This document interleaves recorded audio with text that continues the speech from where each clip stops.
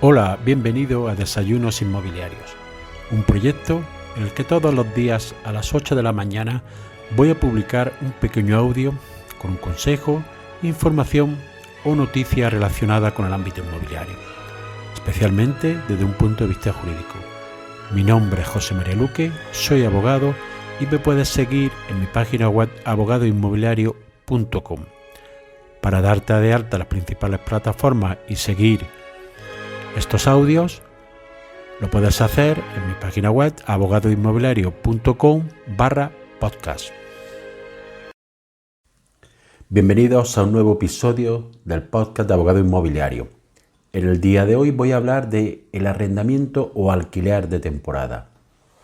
La ley de vivienda, aprobada a finales de mayo, uno de los efectos que está teniendo es que se están retirando viviendas del arrendamiento para arrendamiento de vivienda habitual para destinarla a alquiler o arrendamiento de temporada, y ello en base a que no está sometido a las limitaciones de subida de precios ni a otras limitaciones o controles que establece la ley de vivienda y aquellas que ya establecía la ley de arrendamientos urbanos. Pero, ¿qué es el alquiler de temporada? El alquiler de temporada es un alquiler que se realiza por temporada, sea esta de verano o cualquier otra, y está incluido del arrendamiento para uso. Se denomina así en la ley de arrendamiento urbano y los considera como arrendamientos para uso distinto del de vivienda. Ejemplos muy habituales: el arrendamiento de una vivienda a un estudiante durante el curso universitario, el arrendamiento de un piso a una familia en la playa durante toda la temporada de verano, el arrendamiento a una persona por motivos laborales que se ha desplazado a otra ciudad para ejercer su desempeño profesional. Pues bien, una de las características es que estos arrendamientos no están sometidos a lo que establece la ley de arrendamiento urbano para los arrendamientos de vivienda habitual. Pero vamos a ver cuáles son las características que tienen estos arrendamientos. En primer lugar, debemos de hablar de la duración del contrato. El contrato no se rige por lo dispuesto en la Ley de Arrendamiento Urbano, su artículo 9.1, que establece imperativamente un plazo. Es decir, el arrendatario tiene derecho a estar hasta 5 años en la vivienda tratándose de arrendamiento de vivienda habitual. Pero en el arrendamiento alquiler a temporada, el plazo será el acordado por las partes. Es decir, no tiene ni un límite mínimo ni un límite máximo. Será lo que acuerden las partes. Puede ser, por ejemplo, para un trabajador que tiene un contrato de 15 meses, cubrir un desplazamiento a otra localidad. Puede ser también inferior de un mes para un periodo de vacaciones, por ejemplo, durante el mes de julio o el mes de agosto, para cubrir la necesidad de esta vivienda en una zona para uso turístico. ¿Es posible prorrogar este contrato? No, si no se ha estipulado.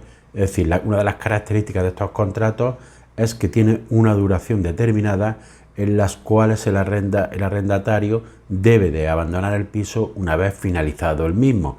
Sí se puede prorrogar si hay acuerdo entre las partes y una causa justificada, siendo la misma normalmente que ha dado lugar al establecimiento de este tipo de contratos. ¿El inquilino puede desistir del contrato anticipadamente? Pues por regla general no, depende de lo que se haya estipulado entre las partes. Por eso en este caso hay que estipular, en caso de que el inquilino abandone antes del plazo de vencimiento la vivienda, si da lugar a una indemnización por daños y perjuicios. En segundo lugar, tampoco el arrendador puede recuperar el piso si lo necesita para sí o para otra tercera persona. En algunos casos, en el arrendamiento de vivienda habitual sí se puede recuperar el piso, pero en este tipo de arrendamientos no. Uno de los elementos fundamentales que debemos de establecer en el contrato es la finalidad para la cual se ha establecido este contrato, que es quizás la característica fundamental de estos contratos. Es decir, establecer en el mismo por qué se realiza este tipo de contrato y no es un contrato de vivienda habitual, cuando en algunos casos puede dar lugar a dudas, por ejemplo, si excede del plazo de un año. o se realiza por un plazo de un año, 11 meses, y en ella la finalidad hay que dejarla muy clara, es decir, finalidad para la realización de un curso escolar, en caso de estudiantes, desplazamiento de un trabajador a un sitio a realizar, en caso de que sea superior al año, establecer muy clara cuál es la causa de la duración de este contrato, es decir, desplazamiento de un trabajador durante 16 meses a una localidad, realización de un máster en una localidad durante 18 meses. En este caso no hay problema que sea superior al año y considerarse alquiler de temporada, siempre que la causa y la finalidad esté establecida de manera clara en el contrato. La forma del contrato se puede establecer de forma verbal o por escrito. Es aconsejable que se realice por escrito, sobre todo en aquellos contratos que van a tener de duración más de un mes. En caso de alquiler vacacional, muchas veces que se realiza para los meses de julio y agosto, no se suelen firmar contratos por escrito, aunque yo lo aconsejo en todo caso que se realice siempre por escrito. Y es muy importante que en el mismo coste el tiempo de duración del contrato, indicando, como he dicho antes, la finalidad del arrendamiento y que no es la ocupación indefinida del inmueble ni que se va a dedicar a vivienda habitual. En el mismo, hacer constar el domicilio habitual del inquilino, que no es la finca arrendada, y la dirección de donde éste está empadronado. Y por último, describir el motivo del arrendamiento, aparte de las cláusulas normales que se establecen en el mismo respecto a precio, inventario de bienes, muebles existentes en el mismo, etcétera, etcétera.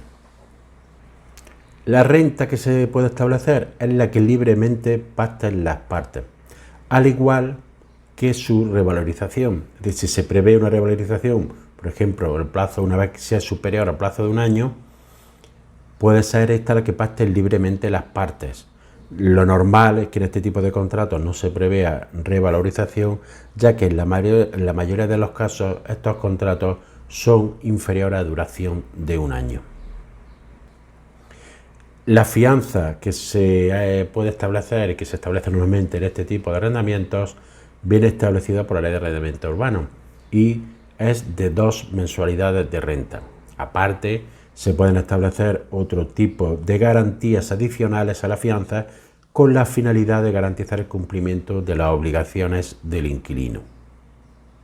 Estos alquileres no se deben de confundir con los alquileres turísticos, ya que estos se encuentran regulados normalmente por la normativa de turismo de cada comunidad autónoma.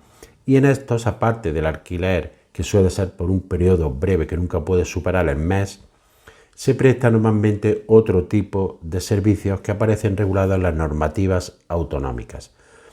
Por último, decir que a veces se utiliza el alquiler de temporada para encubrir un alquiler de vivienda habitual. A veces me encuentro con contratos que se realizan por 11 meses cuando la finalidad de los mismos es de vivienda habitual. Estos contratos realmente están hechos en fraude de ley, porque son contratos de vivienda habitual, están sometidos por tanto a la regulación de la Ley de Arrendamiento Urbano y el arrendatario tiene derecho a todos los derechos que recoge esta ley, en especial aquellos relativos a la duración del contrato y de la renta.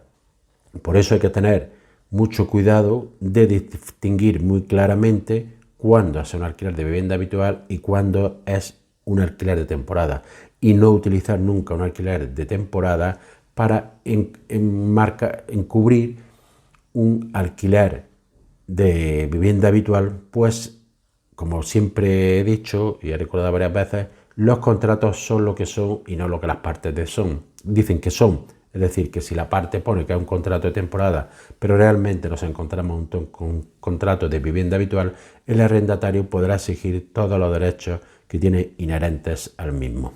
Nos vemos en el siguiente episodio. Y así llegamos al final del episodio de hoy.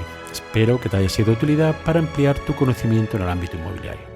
Si quieres que este podcast llegue a más personas, puedes compartir en tus redes el enlace del episodio o darle una valoración positiva en la aplicación que utilizas para escucharlo. Recuerda que me puedes seguir en abogadoinmobiliario.com.